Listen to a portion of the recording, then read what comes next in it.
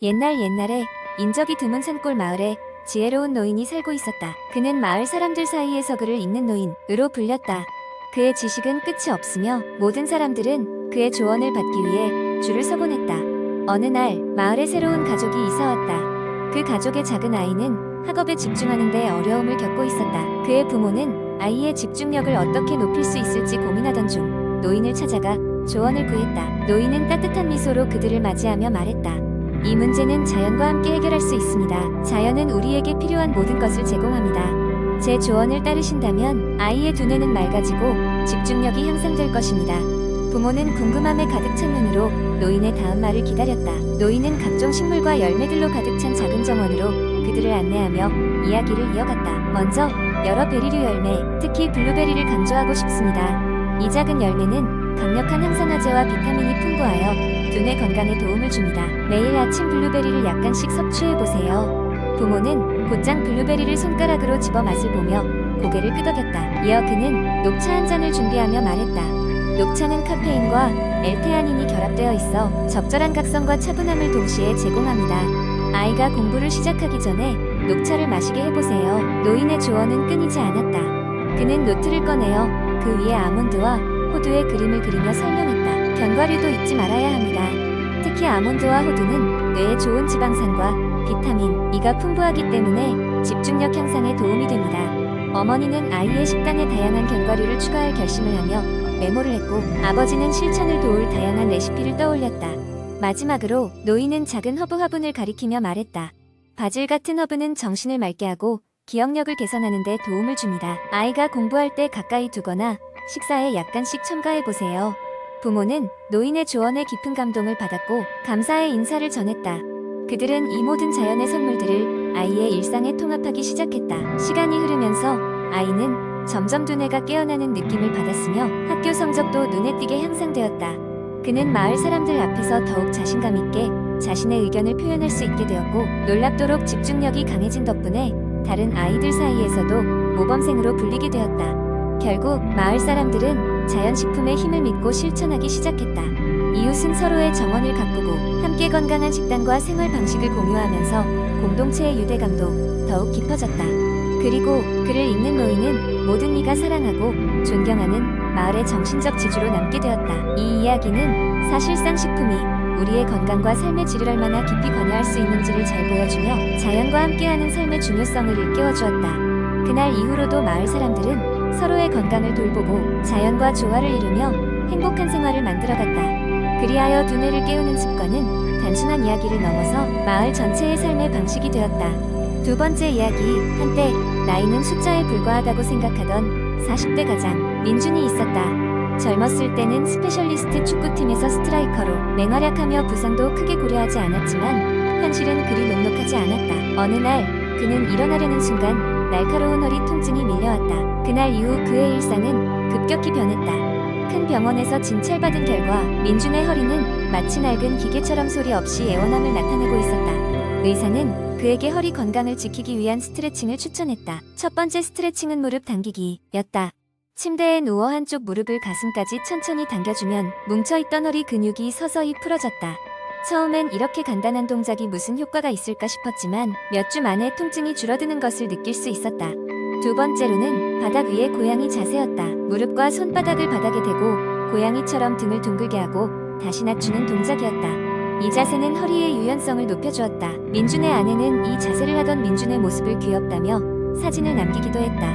세 번째 스트레칭은 앉아서 등 굽히기였다. 의자에 앉아 두 발을 바닥에 놓고 상체를 앞으로 굽히는 방식으로 허리와 엉덩이까지의 신장감을 느낄 수 있었다. 이 동작은 민준이 회사에서 잠시 시간을 내어 하기에 완벽했다. 그의 직장 동료들도 이 스트레칭을 따라하며 서로의 건강을 되새기곤 했다. 네 번째, 다리 들어 올리기였다.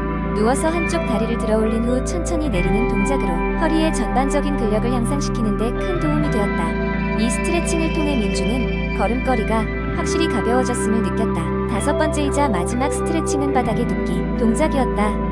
그저 바닥에 누워 팔과 다리를 가만히 두는 쉬운 동작이었지만 온몸의 긴장을 풀어주어 하루의 스트레스를 덜었다. 이때마다 그는 젊은 시절 경기 전후로 하던 몸풀기 스트레칭이 떠올랐다. 스트레칭을 꾸준히 하면서 민준은 그의 허리 건강을 되찾았을 뿐 아니라 삶의 활력도 얻을 수 있었다. 통증에서 자유로워진 그는 아이들과 함께하는 시간을 늘렸고 다시금 축구 공을 들어볼 용기도 얻었다. 민준의 이야기는 많은 이들에게 스트레칭의 중요성을 일깨워 주었으며 그의 경험을 통해 주변 사람들도 허리 건강에 많은 관심을 가지게 되었다. 결국 간단하지만 지속적인 노력은 큰 변화를 이끌어낼 수 있음을 모두가 깨달았다. 세 번째 이야기, 한국의 명절, 특히 추석이나 설날 같은 경우는 가족들이 한자리에 모여 다양한 음식을 나누며 즐거운 시간을 보내는 시기이다. 하지만 이러한 명절이 지나고 나면 많은 사람들이 늘어난 체중과 부풀어 오른 몸 때문에 걱정이 많아진다. 명절 특유의 기름진 음식과 과식을 피하기란 쉽지 않다. 이러한 고민을 해결하기 위해서 효과적인 디톡스 플랜을 소개하려 한다. 이는 단순한 체중 감량뿐 아니라 건강까지 챙길 수 있는 방식으로 설계되었다. 첫째 주의 핵심은 단계적 준비다. 디톡스를 본격적으로 시작하기 전에 우선 몸을 준비할 필요가 있다. 면역력이 저하되지 않도록 충분한 휴식을 취하고 잠자리에 들기 전에 짧은 산책을 통해 하루 동안 쌓인 스트레스를 해소한다. 이와 함께 당분과 나트륨의 섭취를 천천히 줄여나가야 한다. 이를 위해 과일 중심의 간식을 선택하고 하루 2리터 이상의 물을 섭취하는 것을 목표로 한다. 둘째 주는 본격적인 디톡스로의 돌입이다. 아침 식사는 녹색 스무디로 시작한다. 케일, 시금치, 사과 등을 믹서에 갈아 만든 스무디는 하루를 상쾌하게 시작할 수 있게 도와준다. 점심과 저녁은 가벼운 샐러드나 구운 채소로 대체하되 단백질을 잊어서는 안 된다. 두유나 단백질 분말을 적절히 조합하여 부족한 단백질을 보충하도록 한다. 이 시기에는 특히 허브티를 많이 마시면 몸에 찌꺼기를 효과적으로 배출하는 데 도움이 된다. 셋째 주는 점진적 보띠 기간이다. 명절 음식으로 돌아가지 않도록 주의하면서도 천천히 음식의 양과 종류를 확장해 나간다. 이때도 역시 중요한 것은 균형 잡힌 식단이다. 잡곡밥이나 현미밥을 통해 탄수화물을 적절히 섭취하고 다양한 채소와 과일을 통해 비타민과 미네랄을 보충한다. 간혹 조격이나 요가 같은 활동을 병행하여 몸의 피로를 풀어주는 것도 좋은 방법이다. 마지막으로 주의할 점은 꾸준함이다. 두세 주 만에 성과를 보지 못한다고 포기하지 말고 일종의 생활 방식으로 받아들이도록 하자. 디톡스의 진정한 목적은 지속 가능한 건강한 생활 습관을 획득하는 것이기 때문이다. 이러한 노력을 지속한다면 명절 이후에도 건강하고 활기찬 삶을 이어나갈 수 있을 것이다. 네 번째 이야기. 옛날 어느 마을에 건강한 삶을 영위하길 원하는 한 남자가 살고 있었습니다. 그의 이름은 지민이었고 그는 항상 장 건강에 관심이 많았습니다. 그의 할아버지가 장 문제로 고생을 했던 것을 어릴 적부터 옆에서 지켜보며 자랐기 때문입니다. 지민은 하루는 결심했습니다. 나는 올바른 식습관으로 건강한 장을 만들어야겠다. 그날부터 그의 여정이 시작되었습니다. 지민은 먼저 어린 시절 어린이 영양학 전문가였던 고모에게 조언을 구했습니다. 고모는 친절히 여러 가지 조언을 해주었습니다. 장 건강을 위해서는 식이섬유를 충분히 섭취해야 해. 그리고 장내 유익균인 프로바이오틱스를 포함한 발효 음식을 규칙적으로 먹으면 좋단다. 고모의 조언을 듣고 지민은 그날부터 식단에 많은 변화를 주기 시작했습니다. 아침에는 항상 짧게 끓인 귀리죽과 신선한 플레인 요구르트를 곁들였습니다. 식이섬유가 풍부한 귀리는 장내 환경을 개선하는 데 도움을 주었고 프로바이오틱스가 풍부한 요구르트는 장내 유익균을 활발히 활동하게 만들어 주었습니다. 점심 메뉴로는 녹색 채소와 견과류를 많이 넣은 샐러드를 즐겼습니다. 다양한 식물성 식품들은 그의 장 건강을 지켜주는 비타민과 미네랄의 훌륭한 공급원이었습니다. 저녁이 되면 항상 메뉴에서 신경을 썼던 것은 고기보다 다양한 해산물과 콩류를 포함하는 것이었습니다. 특히 콩에는 프리바이오틱스가 풍부하여 장내 유익균을 더욱 증식시킬 수 있었고 해산물은 양질의 단백질을 제공해 주었습니다. 이렇게 하루하루 건강한 식단을 유지하면서도 지민은 매일 충분한 수분을 섭취하는 것에 대해서도 신경을 썼습니다. 시간이 지나고 그의 몸에 변화가 나타나기 시작했습니다. 우선 그의 소화 기능이 확연히 개선되었습니다. 과거에는 자주 체하고 더부룩했던 데가 이제는 매일 편안했습니다.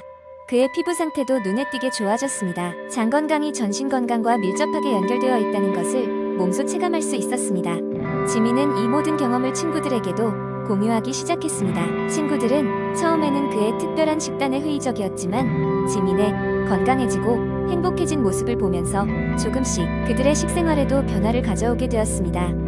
지민은 그 과정에서 올바른 식습관이 개인의 노력뿐만 아니라 사회 전반에 긍정적인 영향을 미칠 수 있다는 것을 깨달았습니다. 무엇보다도 지민은 꾸준함의 중요성을 깨달았습니다. 하루 이틀 건강하게 먹었다고 해서 바로 큰 변화가 있는 것이 아니었습니다.